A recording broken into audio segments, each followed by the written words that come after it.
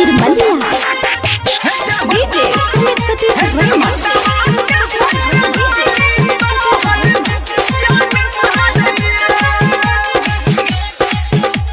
माँ Gayatri recording studio.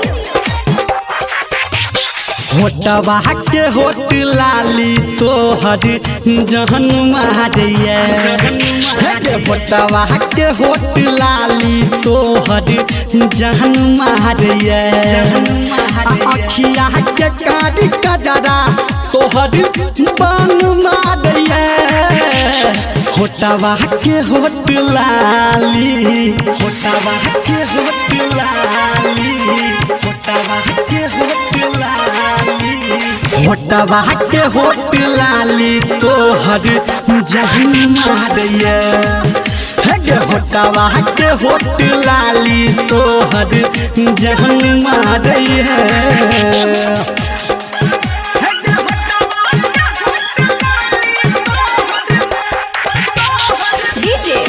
अभी आप सुन रहे हैं युवा स्टार म्यूजिक की शानदार प्रस्तुति। अभी आप सुन रहे हैं सावरिया म्यूजिक।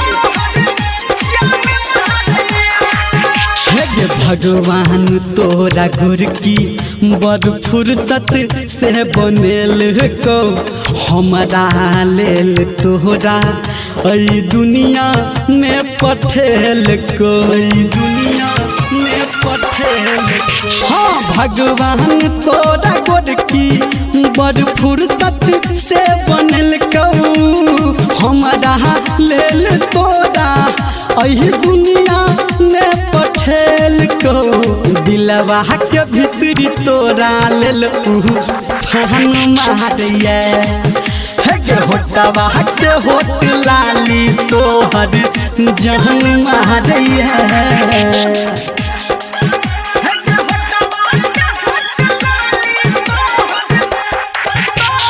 डीजे सुमित सतीश वर्मा।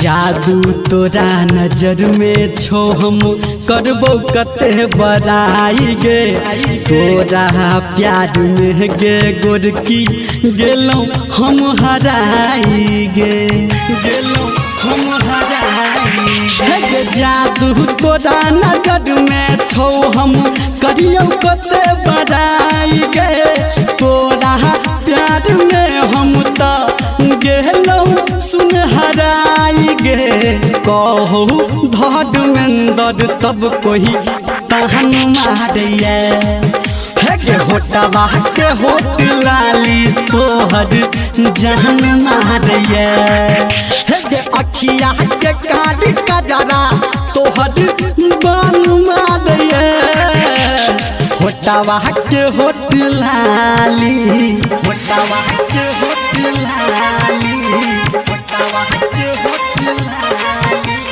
होटवा के होट लाली तोहर जहन मारिए हे होटवा के होट लाली तोहर जहन मारिए गे सोना।